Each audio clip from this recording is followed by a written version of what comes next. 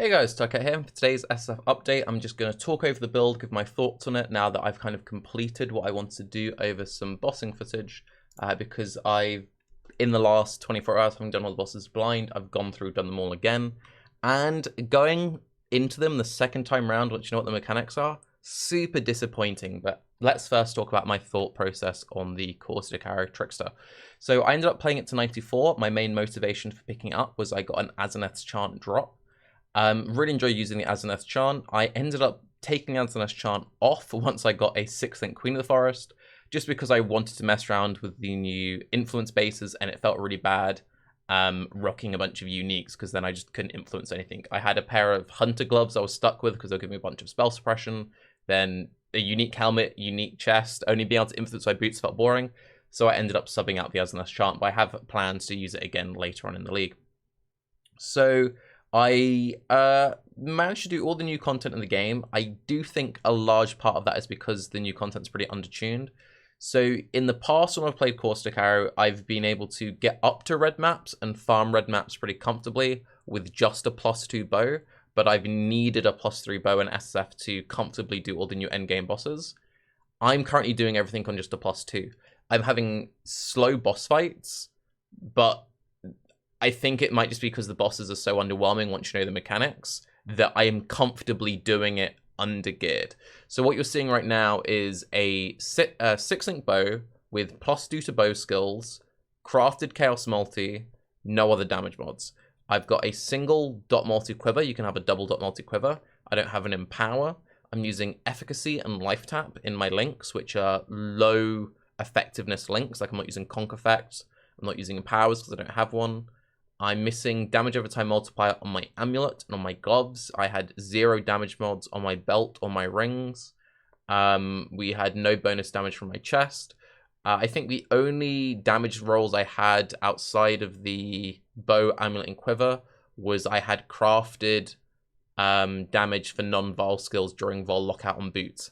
And that was that. We had no jewels, we had no cluster jewels, and a very large chunk of my points on the skill tree was spent on like just mapping utility nodes, and we're playing a Trickster, which is a low damage ascendancy compared to like an occultist. So with all that in mind, I can 100% recommend Caustic Arrow if you want just a comfy, easy build to see all the new content, because with a very realistic budget, very minimal gear, on a low damage ascendancy option, you can see all the content. An occultist has significantly more damage, so you could do this on a 5-link as an occultist and probably still have more damage, because you'd also have more consistent wither uptime. And yeah, it's just it is cozy. It's always been my comfortable build. Like whenever I want a build that I know I'll just enjoy playing, I can go on Caustic Arrow and I know it'll just feel good. So alongside the Caustic Arrow, we're pairing it with a 6-link Toxic Rain in chest. The Toxic Rain links are Toxic Rain, Withering Touch. It was a main source of wither applications for me. Mirage Archer, Life Tap, because that's how I was affording the mana cost. Efficacy for a little bit of damage and increased duration, and then Void Manipulation for a little bit more damage there. So yes, it's a 6-link, but a lot of low damage links and utility links. So again, could have been done on a 5-link. And then we had a Vol Blight for occasionally debuffing Chaos Res. And that was that. We had a juiced up Withering step, which sometimes applied Wither. And we had a juiced up Blink Arrow for slightly boosted mobility. I also had a pretty greedy utility setup on my Bane curse. We only had single curse, we didn't have dual curse. And it was Bane linked to Spell Cascade, Life Tap, and faster casting, which was just to ensure that I would have high uptime when I wanted to throw on a random boss off screen. Because a lot of the new bosses, you tend to be like fighting them when you can't really see them. You can see with the way the Spell Cascade Bane works, you can quite comfortably throw it out, and it's got like a 20-second duration. The one neat thing about self-casting Bane is it does mean that you'll have maximum Doom stacks, which gives you slightly more curse effect. But if you had a curse on hit ring, that'd be great. Sorry, was I using saying Bane? I meant Despair. Or you could even use a Bane setup instead of Despair to get a little bit more damage. The trade-off there is you'd have slightly more damage because the Bane itself would be doing damage, but Bane has a much shorter duration, so you'd have to be casting it more frequently, whereas with the Despair, you can just throw it out and it lasts like 20 seconds. You can also use random Essence Draining links for a little bit of supplementary damage and healing. You can also mess around with having Ballista Totems. I ended up not bothering with any of that just because I felt like it made the build less comfortable to play, and I would rather spend an extra 2 minutes on a boss fight but have the fight be more comfortable than kill it slightly quicker. You might completely disagree with that, but that's just how I play. In terms of mapping, super cozy. I think the MVP of this build, and I'm gonna get memed for it, and I've already got a meme for this once before, was Purity of Elements. I'm still team Purity of Elements. I had a tweet before the league started, which was me saying I feel like Purity of Elements is better than Determination in a lot of builds that don't scale armor, because I'm seeing a lot of builds that say they've got great defense, and their great defense is just a random Determination with no armor scaling. If you're scaling armor, Determination is amazing. And by scaling armor, that can literally just be have a little bit of armor on gear, run a Defiance banner, have good uptime on a Granite Flask. Cool. But like Purity of Elements is actually unironically very good this league. If you're doing what a lot of people are doing for their mapping content now, which is spamming altars, a lot of the altars negatively impact your resistances, and they just randomly debuff you with ailments. Yes, there are multiple ways of getting ailment immunity these days. Yes, there are multiple ways to overcap your resistances. But, you know, in a world where Cursed Immunity is slightly harder in recent leagues, in a world where Ailment Immunity is slightly harder when we've got so many, you know, stats that you want to fit on gear, it's really nice being very easily, unconditionally immune and unconditionally overcapped on resistances. It means you can run more cursed map mods, meaning you have to spend less currency rerolling your maps, and you can very happily be taking altars, lowering all your resistances without even having to think about it. I was very cozy, like 60, 70 res overcapped. I was planning on dropping a lot of my excess resistances for crafting greedier damage rolled piece of gear, but the correct bases just never dropped for me, so I ended up just rocking crazy overcapped res. But yeah, I found it really strong. There's a few things you can do with Blessing, which is a new support gem, where you can do a Blessing life tap aura, and then you get like with the amount of skill effect duration I have in my build, I think it's like a 15-ish second duration aura that you could just press to get a 50% aura that way. Great. If you feel like pressing a button every 15 seconds, go for it. I just didn't. I went for a very lazy, very comfy playstyle. I'm like, look, I'm a Queen of the Forest build. I've got like 200% movement speed with my Flask up. I've got 110% movement speed baseline with nothing active. I just want whatever's cozy. So I just settled on a low input, just quality of life setup, which is kind of where I think I'm happy with the build as. And I think, again, that kind of comes into like maybe why some of these bosses felt underwhelming to me, is the fact that once you know the core gimmicks, their other abilities are very non-threatening. And if you have a build which has a fairly passive playstyle and high mobility, avoiding the gimmicks is exceptionally easy. Even when you do get randomly hit by like an auto attack, or a random ability that you feel like you should one-shot you, like there's a couple of his Crackling Lance abilities that clipped me, I barely took like 500 damage. Yeah, I have spell suppression, but this had damage mods on it, and even without the spell suppression, that would have been like 1,000 damage. They're just so undertuned. It's bizarre. But I guess we should talk a little bit more about Trickster as a choice for this Ascendancy. If I was playing this in Trade League, would I still pick Trickster? It depends. If you just wanted something which was smooth for mapping, then it's fine as an option. You get a lot of just random excess attack and cast speed, which is a really nice quality of life. You get a lot more attack rate than you would on, say, an Occultist. You miss out on Profane Bloom, which sucks. You don't have the speed that you would have on, say, a Pathfinder or a Raider, but you do have more damage than a Pathfinder or a Raider. In terms of using the new Stealing Ascendancy jewels, how does it compare to some of the others? I think Occultist probably does the worst out of the Stealing Ascendancy jewels. in just the fact that with the way the build kind of plays, you haven't got that many amazing options. You could steal Incidental Shock or Chill from Elementalist, but with Caustic Arrow, a lot of the time you aren't hitting directly, the cloud is. So the guaranteed shock and chill and hit would be, it'd be procced by your Toxic Rain if you ran a Toxic Rain setup, but that's less powerful because you'd have the lower attack speed. So maybe you'd go for like the Aegis shield. Or maybe you would go like Necromancer to get self-offerings on you or something like that. But I feel like the real winner with that in mind is Ranger. And I'll jump in game and I'll start showing off gearing and stuff. So with Ranger, you get lots of easy ascendancy options. You've got lots of very strong options you could get on Deadeye. You've got lots of very strong options that you could steal from Pathfinder. And you've got basically every single node of Raider would be great depending on what it is that you're playing. So I think if you're playing this in a trade league, crazy mid-maxed, and you just wanted to go for like the most silly potential, probably going for some kind of Pathfinder setup. And maybe having the flask with cheese, the cheese flask set up with 100% uptime of your flask, with generate flask charges every time you're hit, the Pathfinder node which makes you generate charges every few seconds.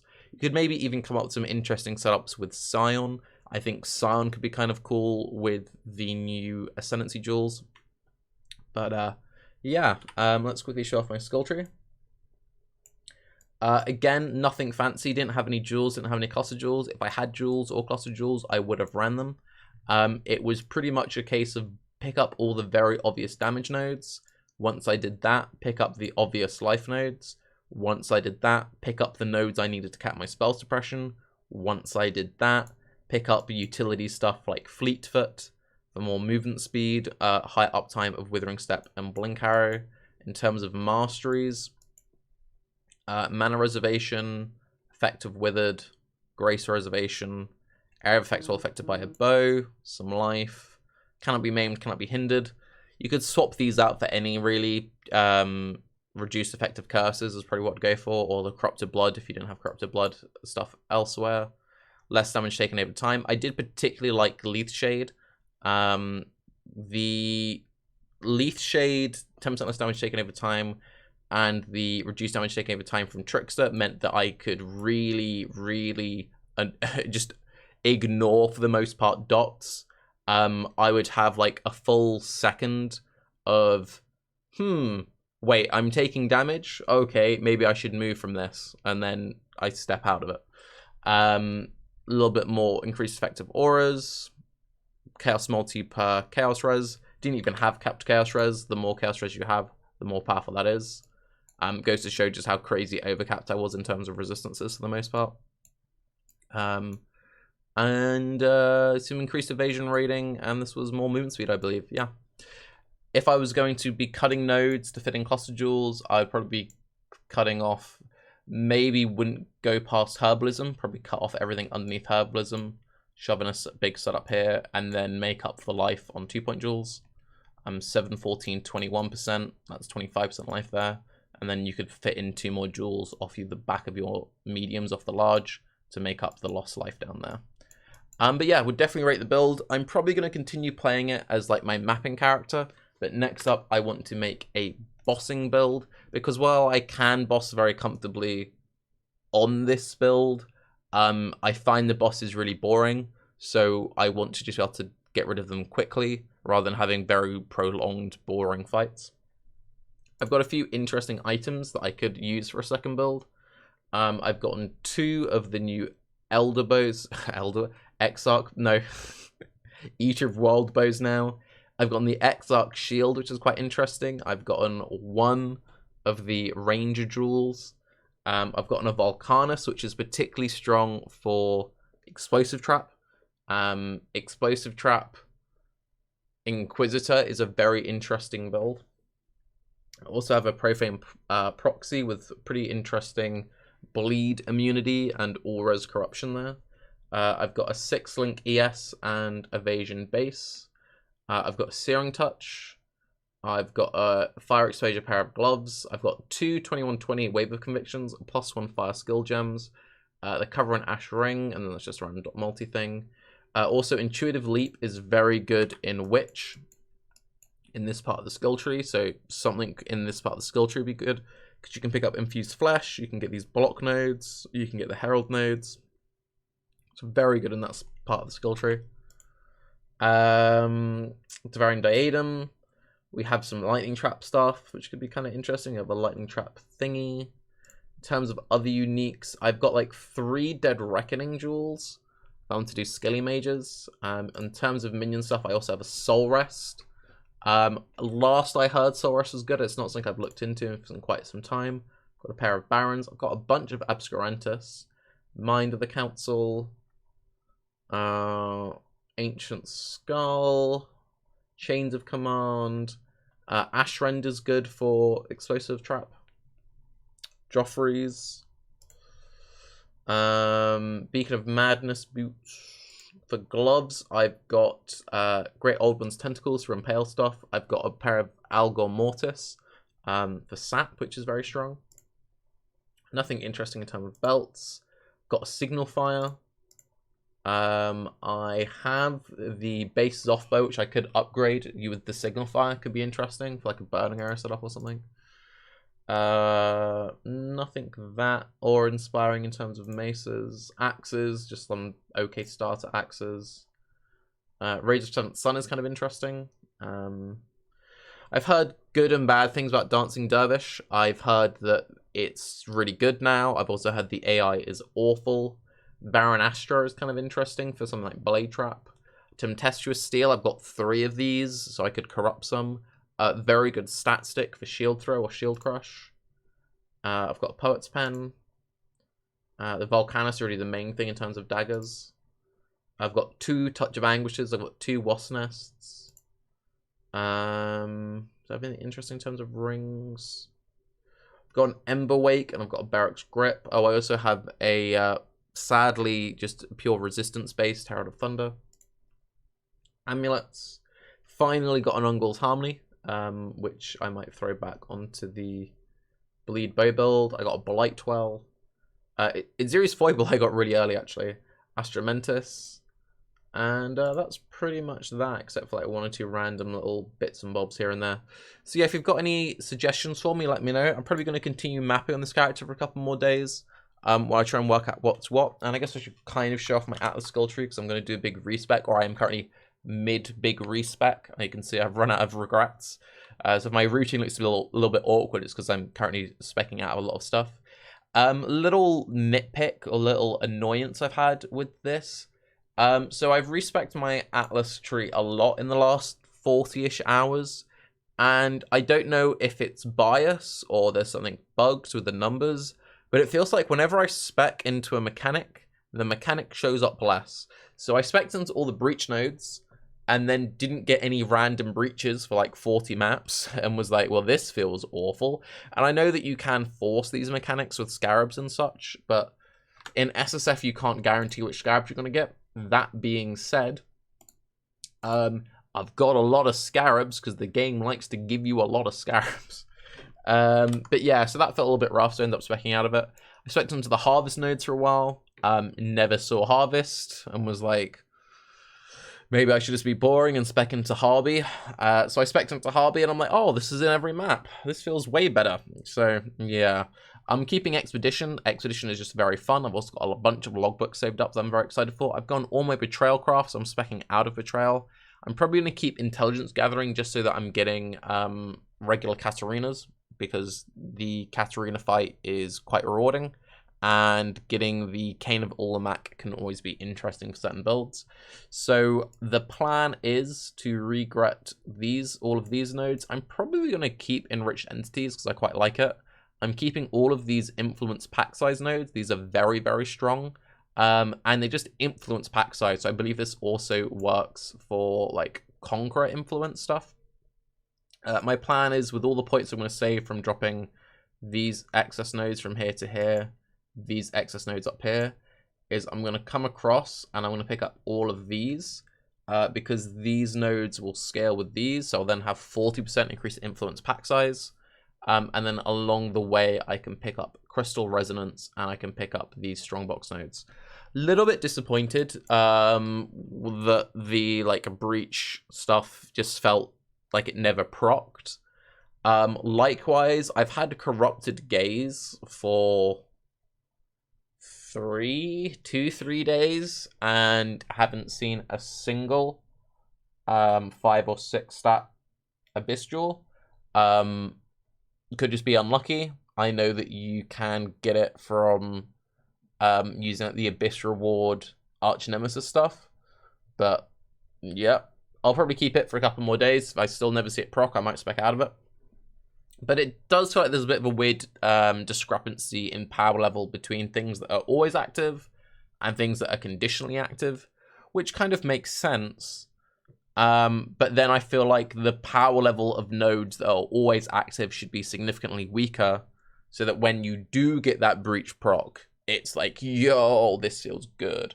Like when I get an exposition proc, it feels amazing. But anyway, let me know if you've got any interesting build suggestions for me. Would highly recommend Caustic in the current state of the game. Is a bit of a shame that the current bosses feel so undertuned. And how have you been speccing your Atlas? What have you been thinking about it? Make sure you also check out Bay Class, which will be up on the channel in the next couple of hours after this. I'm Tarke. Have a good day. Bye-bye.